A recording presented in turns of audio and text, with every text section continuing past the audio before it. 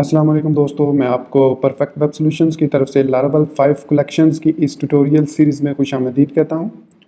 दोस्तों, मेरा नाम इमरान कासिम है और ये हमारा लारावेल 5 कलेक्शन ट्यूटोरियल सीरीज़ का 5वां हिस्सा है, मतलब पार्ट 5 है। और आज के इस वीडियो ट्यूटोरियल में हम लारावेल 5 की कलेक्शन के अंदर जो अवेलेबल मेथड्स हैं उसमें हम देखेंगे एच से लेकर एल तक जितने मेथड्स हैं उनके बारे में, जिनमें हमारे पास हैं has, implode, intersect by keys, उसके बाद है is empty, is not empty, फिर की बाय और फिर कीज और फिर लास्ट।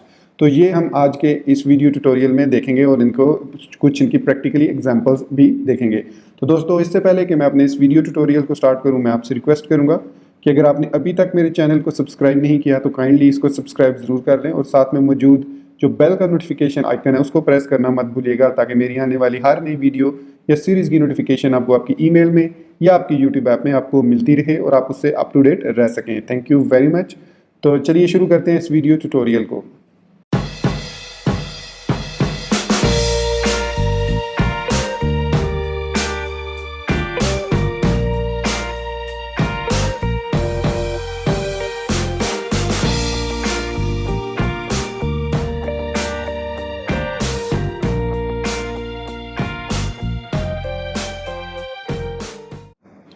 तो दोस्तों, सबसे पहले हम देखेंगे कि हैज़ मेथड जो है वो क्या काम करता है। तो हैज़ बहुत ही एक यूज़फुल मेथड है और ये चेक करता है कि कोई की किसी एक कलेक्शन में एग्जिस्ट करती है या नहीं करती।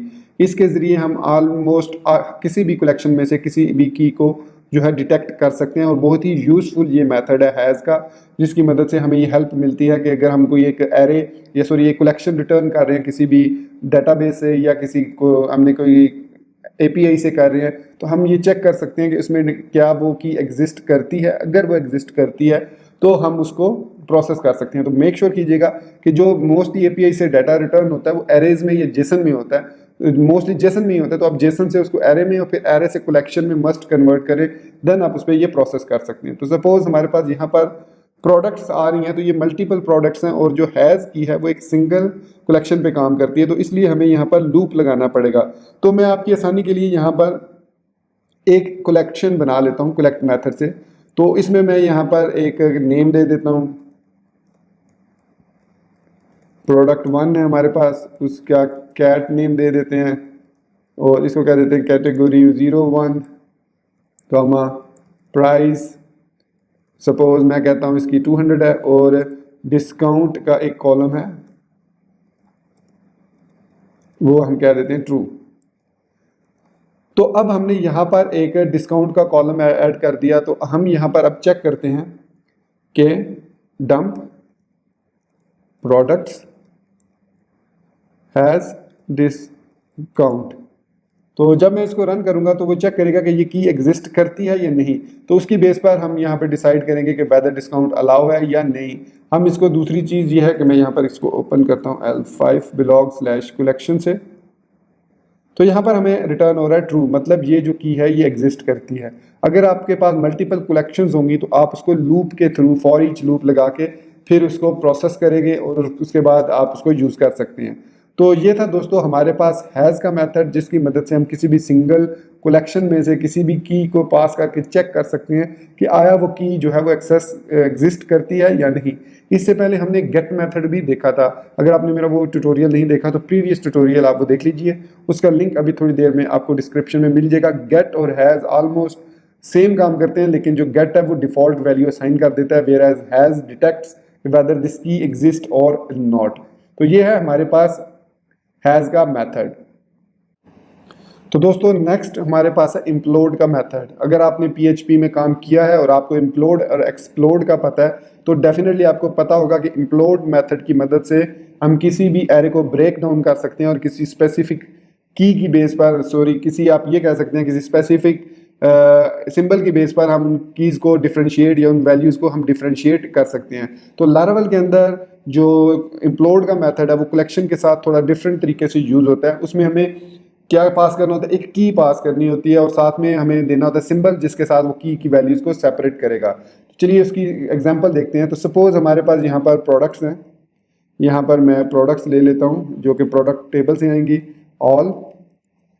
अब मैं चेक करना चाह रहा हूँ कि दिस प्रोडक्ट मतलब यहाँ पे इंप्लोड करना चाह रहा हूँ, तो मैं यहाँ पे लिखूंगा एको प्रोडक्ट्स इम्प्लोड, और यहाँ पर अब मुझे की पास करना होगी, किस की बेस पर मैं उनको इम्प्लोड करना चाह रहा हूँ। तो सपोज मैं कहता हूँ कैट नेम, ताकि मुझे जितनी उसमें से कैट नेम्स हैं, कैटेगरी नेम्स हैं, वो मिल जाएं, और साथ में मुझे जो सिंबल देना होगा कि उनको हमने किस तरह सेपरेट करने एक दूसरे से, मतलब कॉमा की बेस पे, डैश की बेस पे, स्लैश की बेस पे, कैसे आपने उसको डिफरेंशिएट करना है। ये मेथड मोस्टली यूजफुल होता है जहाँ पर आप एक पोस्ट के साथ मल्टीपल कैटेगरीज हैं और आप उन सारी कैटेगरीज को शो करना चाह रहे हैं नीचे कि ये जो हमारी पोस्ट है ये किस किस कैटेगरी में फॉल करती है, तो उसके लिए आप इस इम्प्लोड मेथड को यूज कर सकते हैं। तो यहाँ पर मैंने लिखा प्रोडक्ट्स इम्प्लोड, तो कैट नेम दिया, तो मुझे उसकी जितनी कैटेगरीज के नाम होंगे वो यहाँ पर अब शो हो जाएंगे सेपरेटेड बाय कॉमा।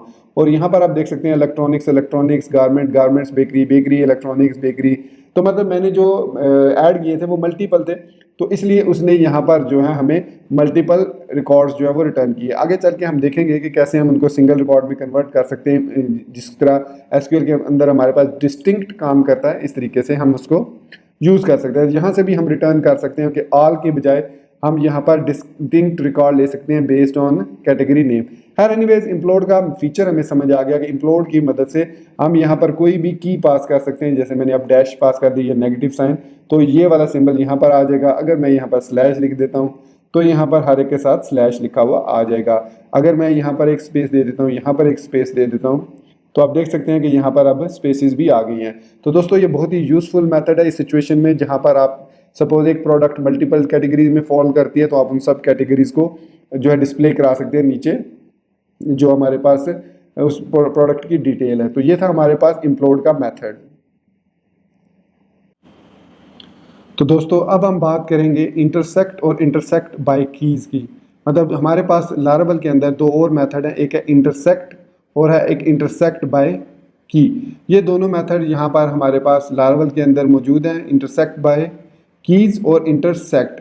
अब ये दोनों मेथड क्या काम करते हैं कि इंटरसेक्ट जो मेथड है वो ये काम करता है कि इसको हम इंडेक्स एरे के पास करते हैं और वो वाली वैल्यूज़ रिमूव कर देता है जो वैल्यूज़ एग्जिस्ट नहीं करती आपके एरे में जो आप इंटरसेक्ट के अंदर पास करते हैं। तो सपोज हमारे पास यहाँ पर नेम्स का एक कलेक्शन है, नेम्स इज इक्वल टू, और इसको हम कलेक्ट मेथड के साथ एरे को पास करेंगे। तो सपोज यहाँ पर हम कुछ नाम लिख देते हैं, ठीक है। अब यहाँ पर मैं लिखता हूँ डंप नेम्स और यहाँ पर मैं लिखूंगा इंटरसेक्ट, और यहाँ पर सपोज मैं एक और एरे पास कर देता हूँ, मैं कलेक्शन भी पास कर सकता हूँ। तो यहाँ पर मैं सिर्फ लिख देता हूँ इमरान, सिंपल एक नाम मैंने लिख दिया। अब वो क्या करेगा कि इन कंपेयर करेगा इन दोनों वैल्यूज़ को, और जो एग्जिस्ट नहीं करती इस एरे में जिसमें हमने जो इंटरसेक्ट वाले में हमने एरे पास की है, ये कलेक्शन पास की है, तो वो उनको रिमूव कर देगा। तो यहाँ पर मैं इसको रीलोड करता हूँ, तो यहाँ पर आप देख सकते हैं कि सिर्फ और सिर्फ हमारे पास इमरान आ रहा है क्योंकि हमने इंटरसेक्ट में सिर्फ इमरान पास किया है। अगर मैं यहाँ पर अली भी पास कर देता हूँ तो हमारे पास दो वैल्यूज़ आ जाएंगी यहाँ पर, ये देख सकते हैं इमरान और अली। तो इस तरीके से हम इंटरसेक्ट करके सिर्फ वो वैल्यूज़ किसी भी एरे में से ले सकते हैं जो हम डिस्प्ले करवाना चाह रहे हैं। तो ये एक बहुत ही आसान मेथड है, इसको हम सर्च के लिए भी यूज़ कर सकते हैं कि सर्च में हम एक कलेक्शन पास कर दें तो वो उस डाटाबेस से रिकॉर्ड फेच करके सिर्फ उनको ही डिस्प्ले करेगा जो हम डिस्प्ले करना चाह रहे हैं। लेकिन अगर आपके पास मल्टीपल एरेज हैं, ये एक ही एरे है, इसके अंदर मल्टीपल वैल्यूज़ हैं, तो अगर आपके पास मल्टीपल एरेज हैं तो उसमें आपको लूप फिर यूज़ करना पड़ेगा। अब इसी तरीके से दूसरा जो हमारे पास है वो है इंटरसेक्ट बाय कीज़। तो इंटरसेक्ट बाय कीज़ में और इसमें सिर्फ फ़र्क ये है कि सपोज़ हम यहाँ पर अगेन नेम्स लेते हैं और इस दफ़ा हम जो नेम को सेव करेंगे वो इस तरीके से सेव करेंगे। मैं यहाँ पर इमरान लिख देता हूँ, एज 39 लिख देता हूँ, सिटी जेलम लिख देता हूँ और जेंडर मेल लिख देता हूँ, ठीक है।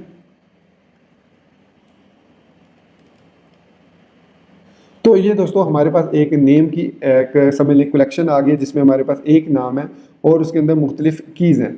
तो अब मैं अगर यहाँ पर लिखता हूँ डंप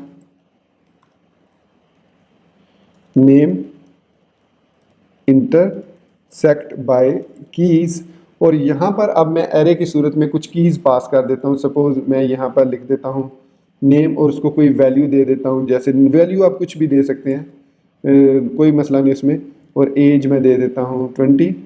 तो अब ये इंटरसेक्ट बाय कीज़ क्या करेगा कि इस ओरिजिनल कलेक्शन में से इन कीज़ को फाइंड करेगा, वैल्यूज़ को वो इग्नोर कर देगा, सिर्फ कीज़ को देखेगा कि does this key exist in this collection. अगर वो एग्जिस्ट करती है तो उसके लिए वो एक न्यू कलेक्शन बना सकते हैं और इसको एक न्यू वेरिएबल में सेव करके भी डंप कर सकते हैं। तो हम यहाँ पर लिख सकते हैं कोई भी, मतलब जैसे final is equal to name, तो अब ये हमारे पास फाइनल की एक न्यू जो है वो कलेक्शन बन जाएगी।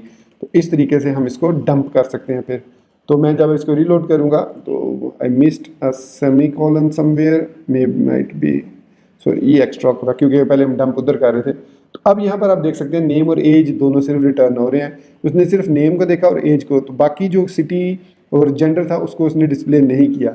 अगर मैं यहाँ पर कॉमा दे के जेंडर भी लिख देता हूँ और उसमें कुछ वैल्यू भी लिख दूंगा तो ये बेसिकली उसको भी हमें रिटर्न कर देगा, आप यहाँ पर देख सकते हैं। तो दोस्तों ये है हमारे पास इंटरसेक्ट और इंटरसेक्ट बाय कीज़। हम बेसिकली इसकी मदद से कोई डमी वैल्यूज़ यहाँ पर अगर दे दें और चेक करें कि आया ये वैल्यूज़ हमारी जो कलेक्शन हमें डाटाबेस से रिटर्न हो रही है क्या उसमें वो एग्जिस्ट करती हैं या सिर्फ वही आप डिस्प्ले करना चाह रहे हैं, तो इस तरीके से आप आसानी से उनको सिर्फ डिस्प्ले कर सकते हैं। तो दोस्तों ये था हमारे पास इंटरसेक्ट और इंटरसेक्ट बाय कीज़। तो दोस्तों इंटरसेक्ट और इंटरसेक्ट बाय कीज़ के बाद हमारे पास जो नेक्स्ट दो मेथड हैं, सेम मेथड है, सिर्फ अपोजिट हैं एक दूसरे के। एक है इज़ एम्प्टी और एक है इज़ नॉट एम्प्टी। नाम से ही जाहिर हो रहा है कि ये डिटेक्ट करते हैं कि अगर वो कलेक्शन एम्प्टी है या वो एम्प्टी नहीं है तो उस सूरत में वो ट्रू और फॉल्स रिटर्न करती है। तो सिंपली जैसे मैं यहाँ पर आपको एग्जाम्पल देता हूँ कि डंप नेम इज़ एम्प्टी, तो ये चेक करेगा कि जो हमारे पास नेम की एरे है या कलेक्शन है, मेक श्योर कीजिए कलेक्शन है, तो उसको डंप करके बताएगा कि वो ट्रू है या फॉल्स है। तो यहाँ पर हमारे पास रिटर्न हो रहा है फॉल्स, मतलब एम्प्टी नहीं है। तो इस तरीके से हम चेक कर सकते हैं किसी भी कलेक्शन को कि क्या वो एम्प्टी है या वो एम्प्टी नहीं है। इस तरह दूसरा इसका जो रिवर्स है वो है इज़ नॉट एम्प्टी, तो ये ट्रू रिटर्न करेगा अगर उस कलेक्शन में डाटा एग्जिस्ट करता है। तो सिंपली ये ट्रू रिटर्न करेगा। अगर वो एम्प्टी होगी, अगर मैं सपोज यहाँ से रिकॉर्ड को ख़त्म कर देता हूँ, इज़ नॉट एम्प्टी होगी तो उस सूरत में ये फॉल्स रिटर्न करेगा क्योंकि वो एम्प्टी है। तो बेसिकली यही एक चेक का मेथड है कि हम किसी भी कलेक्शन पे चेक लगा सकते हैं कि आया जो कलेक्शन हमें रिटर्न हो रही है वो इज़ एम्प्टी है या इज़ नॉट एम्प्टी है। तो बेसिकली इन दो मेथड्स का कलेक्शन के अंदर यही फंक्शन है। तो ये थे दो हमारे पास, इज़ एम्प्टी और इज़ नॉट एम्प्टी। तो दोस्तों नेक्स्ट हमारे पास है की बाय। तो की बाय बेसिकली यहाँ पर अगर आप डेफिनेशन में देखें तो लिखा है the key by method key is the collection by the given key if multiple item have the same key only the last one will appear in the collection. तो बेसिकली इसका काम ये है कि आप जो भी इसको की देंगे की बाय मेथड को, तो उसकी बेस पर वो जो वैल्यूज़ हैं वो सारी वही डिस्प्ले करेगा, उस पूरे कंप्लीट एरे को डिस्प्ले करेगा। लेकिन अगर मल्टीपल कीज़ एग्जिस्ट, मतलब मल्टीपल सेम वैल्यूज़ उसकी के अंदर एग्जिस्ट करती हैं तो वो उनको जो लास्ट वन वाली होगी वो ही शो करेगा। तो यहाँ पर मैं इस एग्जांपल को इस तरीके से दिखाता हूँ कि लास्ट में अभी थोड़ी देर पहले जब हमने प्रीवियस मेथड में एक जगह पे हमने डिस्प्ले करवाया था, मैं आपको दिखा देता हूँ यहाँ पर इम्प्लोड। तो इम्प्लोड मेथड में क्या किया था, हमने मल्टीपल कीज़ जो है वो डिस्प्ले की थी। तो सपोज़ अगर मैं यहाँ पर सिर्फ और सिर्फ यूनिक कीज़ डिस्प्ले करवाना चाहूँ तो यहाँ पर मैं की बाय मेथड को यूज़ कर सकता हूँ। तो यहाँ पर मैं इसको क्लियर करता हूँ और एक प्रोडक्ट्स का वेरिएबल ले लेता हूँ यहाँ पर और /app/product ऑल को रिटर्न करता हूँ। तो ये हमारे पास ऑल की कलेक्शन आ गई। अब इसमें हमारे पास जो है वो मल्टीपल रिकॉर्ड है और ये भी मल्टीपल कलेक्शन को हैंडल कर सकता है। तो यहाँ पर मैं लिखूँगा डंप प्रोडक्ट्स की बाय और यहाँ पर मैं कैट नेम दे दूंगा क्योंकि हमें पता है कि जो हमारा प्रोडक्ट रिटर्न हो रहा है उसमें जो कैट नेम है वो रिपीटेटिव है, मतलब मल्टीपल रिकॉर्ड्स हैं, तो वो उनके एक एक रिकॉर्ड को ही रिटर्न करेगा, तमाम रिकॉर्ड्स को रिटर्न नहीं करेगा। तो यहाँ पर डंप किया, मैंने इसको रीलोड किया, तो यहाँ पर आप देख सकते हैं कि हमारे पास 3 वैल्यूज़ ही रिटर्न हुई हैं। जो लास्ट 3 वैल्यूज़ डिटेक्ट होती हैं वही सिर्फ डिस्प्ले होती हैं। तो यहाँ पर आप देख सकते हैं कि हमारे पास ये एक कैट नेम है और इसी तरीके से ये दूसरी यूनिक कैट नेम है और ये तीसरी यूनिक कैट नेम है। तो इस तरीके से अब हम ये हमें एक न्यू कलेक्शन दे देगा। जैसे मैं यहाँ पर प्रोडक्ट का वेरिएबल ले लेता हूँ और यहाँ पर अब ये हमने एक न्यू कलेक्शन दे दी और अब हम यहाँ पर प्रोडक्ट और कौन सा मेथड हमने यूज़ किया था टू डिस्प्ले हमने यहाँ से यूज़ किया था implode का। तो मैं implode लिखता हूँ और यहाँ पे लिखता हूँ cat name और यहाँ पर दे देता हूँ सेपरेटेड बाय कॉमा। तो मैं इसको सेव करूँगा। तो प्रोडक्ट को implode किया जब मैंने, तो अब जो रिटर्न होंगे हमें वैल्यूज़ वो देख सकते हैं कि यूनिक जो हमारे पास कैटेगरीज हैं वो रिटर्न हो रही हैं। एक एक कैटेगरी की बेस पर की बाय की मदद से हम उसको फेच कर सकते हैं। तो यहाँ पर हमारे पास जो रिटर्न हो रहा है, लास्ट टाइम हमने देखा था कि हमारे पास मल्टीपल जो है वो रिपीटेशन ऑफ कैटेगरी नेम्स आ रहे थे, लेकिन अब हमारे पास यूनिक जो है वो की नेम्स आ रहे हैं कैटेगरी नेम में से। तो ये था हमारे पास की बाय का मेथड। तो दोस्तों नेक्स्ट हमारे पास जो मेथड है कलेक्शन का वो है कीज़। ये भी बहुत ही इंटरेस्टिंग और वेरी यूज़फुल मेथड है, जिसकी मदद से अगर आपको याद हो कि लास्ट वीडियो ट्यूटोरियल में हमने जब ग्रुप बाय को सीखा था, अगर आपने मेरा वो वीडियो ट्यूटोरियल नहीं देखा जिसमें हमने ग्रुप बाय को यूज़ किया, तो काइंडली अभी उसका लिंक आपको ऊपर मिल जाएगा टॉप राइट साइड पर, आप उस पर क्लिक कीजिए और उसको देख लीजिए। उसमें ग्रुप बाय को मैंने एक्सप्लेन किया था। तो ग्रुप बाय की मदद से हमें जो कीज़ रिटर्न होती थी, हर एक जो जिसकी बेस पे हमने उसको सर्च किया होता है, ग्रुप किया होता है, वो एज अ की सेट हो जाता है और फिर उस की के अंदर हमारे पास फर्दर एरेज आती है और फिर हमने उसको डिस्प्ले करवाया था लूप के थ्रू, अगर आपको याद हो। चलिए मैं उसको दोबारा आपको दिखा देता हूँ। तो यहाँ पर हमारे पास ये जो वेलकम वाला है, ये जो मेन रूट है, मतलब कलेक्शन में नहीं था, हमारे पास वेलकम में था। तो यहाँ पर आप देख सकते हैं कि हमने जो डिस्प्ले करवाई थी प्रोडक्ट्स, वो कुछ कैटेगरी नेम पे डिस्प्ले कराई थी। गारमेंट्स में इतनी है, 4 प्रोडक्ट्स हैं, बेकरी में हमारे पास 3 प्रोडक्ट्स हैं, और तो इलेक्ट्रॉनिक्स में भी हमारे पास फूड ही है। तो ये हमारे पास इमेजेस इस किस्म के सेव्ड हैं। एनीवेज, तो इसको हमने किस तरीके से किया था वो मैं आपको दिखाता हूँ। तो यहाँ पर हमने रिसोर्सेज में, व्यूज में, वेलकम डॉट ब्लेड में हमने यहाँ पर loop with in loop display किया था, फॉर ईच लूप यूज़ किया था। और फॉर ईच लूप की मदद से हमने यहाँ पर डिस्प्ले किए थे इनको कीज़ को। ये यहाँ पर आप देख सकते हैं की आ रही थी हमारे पास और यहाँ पर हमारे पास आ रही थी प्रोडक्ट। तो अब ये जो हमारे पास कीज़ का मेथड है, यहाँ पर the key method return all the collection keys, तो ये हमें रिटर्न कर देता है कलेक्शन कीज़ को। तो इसको हम इजीली डिस्प्ले करा सकते हैं। तो सपोज मैं यहाँ पर ले लेता हूँ इस तरीके से, बल्कि मैं यहाँ पर ले लेता हूँ इनको फॉर ईच प्रोडक्ट्स। तो यहाँ पर हमें वो सिंपल और उनकी जो कीज़ हैं वही रिटर्न करेगा। तो मैं यहाँ पर लिख लेता हूँ प्रोडक्ट्स इनटू कीज़ और फिर यहाँ पर मैं पास कर देता हूँ उसको कैट नेम। जिस तरीके से हमने यहाँ पर जितना भी रिकॉर्ड रिटर्न हुआ उसको कैट नेम देने की जरूरत नहीं है, हम यहाँ पर कीज़ ही लिख देंगे फॉर ईच प्रोडक्ट और यहाँ पर एंड फॉर ईच कर देते हैं। तो फिर अब हम यहाँ पर इसको डिस्प्ले करवा सकते हैं, इसको की को, और इसको एज करना था हमने फॉर ईच एज की, इस तरीके से, बल्कि मैं इसको डिफरेंट कर देता हूँ। तो यहाँ पे कीज़ कर देते हैं। तो यहाँ पर अब मैं लिखता हूँ डंप, बल्कि इस तरीके से लिखेंगे डंप कीज़। तो इसको अब मैं यहाँ पर दोबारा डिस्प्ले करवाता हूँ। तो यहाँ पर आप दोस्तों देख सकते हैं कि हमारे पास जो इलेक्ट्रॉनिक्स, गारमेंट्स और बेकरी की कीज़ जो हैं वो डिस्प्ले हो रही हैं इसकी मदद से, डंप की मदद से। बल्कि मैं यहाँ पर डी यूज़ कर ले, डी यूज़ नहीं करेंगे क्योंकि फिर वो इसको डी हम यहाँ पर यूज़ कर लेते हैं। तो यहाँ पर इसको डिस्प्ले कराते हैं। तो यहाँ पर हमारे पास जो है इलेक्ट्रॉनिक्स, गारमेंट्स और गारमेंट्स जो है वो इस तरीके से, क्योंकि रिकॉर्ड हमारे पास ज़्यादा है तो इस वजह से वो इस तरीके से यहाँ पर डिस्प्ले हो रहा है। तो यहाँ पर मैं इसको इस तरीके से लिख देता हूँ। तो अब ये हमारे पास सही डिस्प्ले हो रहा है, इलेक्ट्रॉनिक्स, गारमेंट्स एंड बेकरीज। तो ये जो कीज़ है ये इस तरीके से हम उसको डिस्प्ले करवा सकते हैं ईजीली। और फिर हम अब उनके मदद से, यहाँ पर हमें ज़रूरत नहीं है इसकी ग्रुप बाय, मतलब फिर हमें ज़रूरत नहीं है यूज़ करने की इस लूप को, कि यहाँ पर अगर हम इसको इस तरीके से यूज़ करें कि इसको इधर ही रहने दें और यहाँ पर हम इसकी जगह पे ये वाला, बल्कि ये और कॉम्प्लिकेटेड हो जाएगा। तो जो तरीका हमने उसमें यूज़ किया है दैट इज़ जस्ट फाइन। जहाँ पर आप सिंपल कीज़ डिस्प्ले करवाना चाहें वहाँ पर आप जो है वो इसको यूज़ कर सकते हैं, आई मीन प्रोडक्ट मतलब कीज़ मेथड को यूज़ कर सकते हैं। यहाँ पर इसलिए गलत हो जाएगा क्योंकि फिर हमें डिस्प्ले करवाने के लिए लूप के अंदर लूप लगाने की ज़रूरत नहीं है।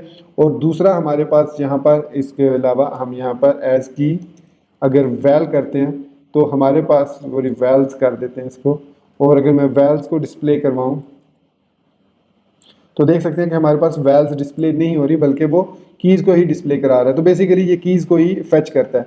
तो ये हमारे पास है एज, और अगर मैं यहाँ पर इस तरीके से लिखूँ डी प्रोडक्ट्स कीज़, सिंपली इस तरीके से, तो ये भी हमें यहाँ पर उनकी कीज़ ही रिटर्न करेगा। ये देख सकते हैं हमारे पास कीज़ जो है वो रिटर्न होंगी। तो इस तरीके से हम इजीली किसी भी एरेज में से, कलेक्शन में से सॉरी, उसकी जो कीज़ होती हैं और उस कीज़ के अंदर जो फर्दर एरे होता है उन कीज़ को हम फेच कर सकते हैं यूजिंग कीज़ मेथड।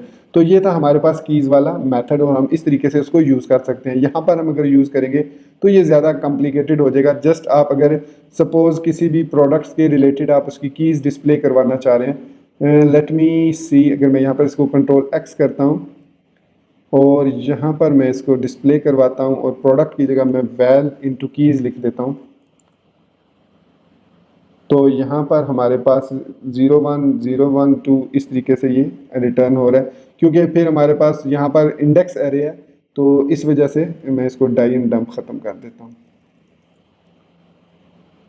तो यहाँ पर ये 0 1 2 क्योंकि हमारे पास जो वैल्यूज़ आ रही हैं वो हमारे पास आ रही हैं की वैल्यू पेयर में नहीं आ रही, बल्कि मैं कीज़ के अंदर अगर मैं पास कर देता हूँ कैट नेम, तो भी वो उन वैल्यूज़ को, क्योंकि हमारे पास जो है वो product into sorry keys, sorry मुझे माय मिस्टेक, यहाँ पर प्रोडक्ट लिखना था मुझे, मैं वैल लिख रहा था। तो ये प्रोडक्ट कीज़, तो यहाँ पर वो कह रहा है कीज़ डज नॉट एग्जिस्ट। तो क्योंकि हमारे पास जो है उस प्रोडक्ट के अंदर कीज़ उसकी एग्जिस्ट नहीं करती, मतलब फर्दर उसके अंदर एरे एग्जिस्ट नहीं करती, तो इस वजह से वो उसको डिस्प्ले नहीं कर रहा। तो यहाँ पर मैं अगर कैट नेम दे देता हूँ तो वो उसको एक्सेप्ट नहीं कर रहा। तो इसका मतलब है कि जो हमारे पास कीज़ का मेथड है वो सिर्फ और सिर्फ उन कीज़ को एक्सेस करता है जिनके अंदर फर्दर जो है दूसरी दूसरी एरेज मौजूद हो, सिर्फ और सिर्फ उनको। जैसे कि हमारे पास प्रोडक्ट्स के अंदर जो प्रोडक्ट्स इस तरीके से डिस्प्ले हो रही है, मैं आपको एक दफ़ा फिर दिखा देता हूँ ताकि कन्फ्यूजन ना रहे। प्रोडक्ट्स, तो रीलोड करता हूँ, तो यहाँ पर ये जो हमारे पास कीज़ हैं, ये कीज़ बेसिकली उनको डिटेक्ट करता है। ये जो 3 कीज़ हमारे पास आ रही हैं, इन कीज़ के अंदर फर्दर हमारे पास एरेज की कलेक्शन है। तो चूँकि ये एरे है, फिर उसके अंदर हमारे पास फर्दर एरे है, तो इस वजह से वो इसको डिस्प्ले नहीं कर रहा, बल्कि सिर्फ और सिर्फ इन कलेक्शंस को, इलेक्ट्रॉनिक्स, गारमेंट्स और बेकरी को डिस्प्ले कर रहा है। तो ये है हमारे पास कीज़ जिसकी मदद से हम किसी भी एरेज के अंदर मौजूद कीज़ की जो है उनको डिटेक्ट करके डिस्प्ले कर सकते हैं जहां पर भी हम उनको डिस्प्ले करवाना चाहें। तो दोस्तों जो आज का हमारा लास्ट मेथड है उसका नाम भी लास्ट ही है।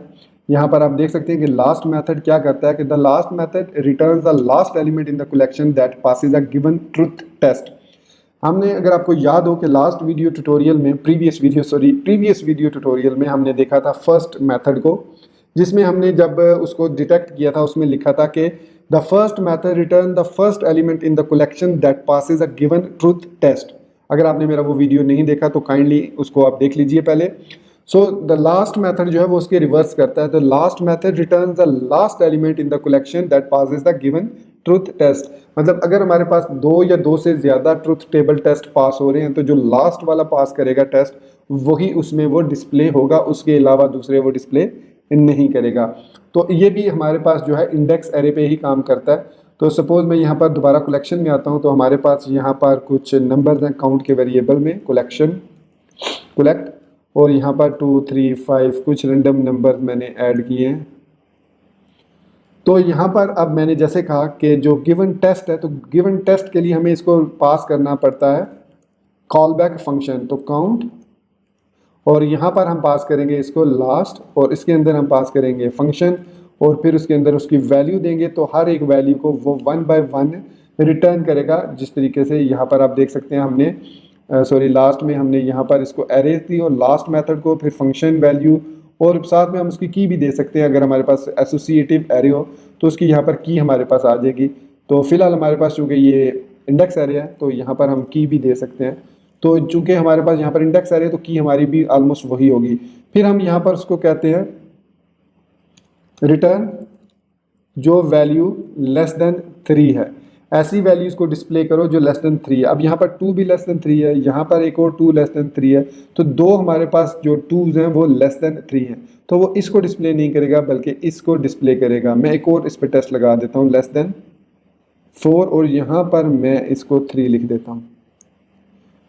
ठीक है, तो 3 भी लेस देन 4 है, 2 भी लेस देन 4 है, तो 2 हालांकि पहले आ रहे हैं लेकिन वो लास्ट वाली जो वैल्यू है उसको रिटर्न करेगा। और अगर मैं यहाँ पर डंप करता हूँ टेस्ट को और यहाँ पर मैं रन करता हूँ कलेक्शन को, तो आप देख सकते हैं कि यहाँ पर वैल्यू जो हमारे पास रिटर्न हो रही है वो 3 रिटर्न हो रही है। इसको मैं एको कर लेता हूँ ताकि आपको ज़्यादा क्लियर नज़र आए, ये एको टेस्ट। तो यहाँ पर हमारे पास 3 रिटर्न हो रहा है, हालांकि 2 भी छोटा है, ये 2 भी छोटा है, लेकिन उसने रिटर्न किया ये वाला 3। तो अगर मैं यहाँ पर 5 लिख देता हूँ और 3 से पहले मैं बल्कि बाद में यहाँ पर मैं 4 दे देता हूँ, बल्कि ऑलरेडी 4 है, तो ये लेस देन, ये भी 4 लेस देन 5 है, ये भी लेस देन 5 है, ये भी लेस देन, लेकिन वो हमें शो करेगा अगेन ये वाला 3, क्योंकि ये लीस्ट सबसे आखिर में जो लेस देन है, तो इसको रिटर्न करेंगे तो फिर हमारे पास 3 ही रिटर्न हुआ। तो दोस्तों इस तरीके से हम जो है वो कलेक्शन जो है लास्ट वैल्यूज़ को कंपेयर कर सकते हैं विद कॉल बैक मेथड। तो सम टाइम हम जो है उसको कॉल बैक फंक्शन जो हमारे पास कलेक्शन होती है उसको हम कोई वैल्यू पास नहीं करते कॉल बैक फंक्शन ही, बल्कि सिंपली लास्ट का मेथड पास कर देंगे। तो इस सूरत में जब हम इसको काउंट करेंगे, काउंट के मेथड को एको करेंगे, तो ये जो लास्ट वैल्यू है जो 6 है इसको डिस्प्ले कर देगा। तो यहाँ पर आप देख सकते हैं कि 6 की वैल्यू हमारे पास डिस्प्ले होगी। तो ये बहुत यूज़फुल मेथड है फर्स्ट और लास्ट। जो फर्स्ट है वो पहले रिकॉर्ड को डाटाबेस में से रिटर्न करता है, हमने यूज़ किया हुआ है इसको सर्चिंग के लिए, और जो लास्ट है वो हमारा आखिरी रिकॉर्ड जो उस क्राइटेरिया पर पूरा उतरेगा उसको डिस्प्ले करेगा। तो ये डिफरेंस है between first and last method. मैं अगर इसी कलेक्शन पे अगर आपको इसको मैं कॉपी करके फर्स्ट मेथड भी यहीं पे दिखा देता हूँ, ये फर्स्ट लिख देता हूँ और यहाँ पर लिख देता हूँ फर्स्ट और यहाँ पर लिख देता हूँ लास्ट। तो यहाँ पर एको काउंट और एको लास्ट और एको मैं कर देता हूँ फर्स्ट को। तो आप देखेंगे हमारे पास 2 और 6 जो है वो रिटर्न होगा। मैंने सेमी कॉलन मिस कर दिया, ये तो 2 और 6, ये 26 नहीं है बल्कि ये 2 और 6 को रिटर्न कर रहा है। तो ये हमारे पास है फर्स्ट और लास्ट मेथड्स। तो दोस्तों ये था हमारा आज का लार्वल 5 कलेक्शंस ट्यूटोरियल सीरीज़ का ट्यूटोरियल, जिसमें हमने सीखा हैज़ के बारे में, इंटरसेक्ट के बारे में, इंटरसेक्ट कीज़ के बारे में, इम्प्लोड के बारे में, और इसके अलावा कीज़ में की बाय के बारे में देखा हमने लास्ट मेथड। तो अगर आपको मेरा ये वीडियो ट्यूटोरियल पसंद आया तो प्लीज़ इसको लाइक ज़रूर कीजिए, और अगर आपने अभी तक मेरे चैनल को सब्सक्राइब नहीं किया तो ज़रूर इसको सब्सक्राइब कर लीजिए। मैं डेली वीडियोज़ अपलोड करता रहता हूँ। सो गाइज़ अपनी दुआओं में याद रखिएगा। Thank you very much for being with me till end. Take care, अल्लाह हाफिज़ एंड बाय।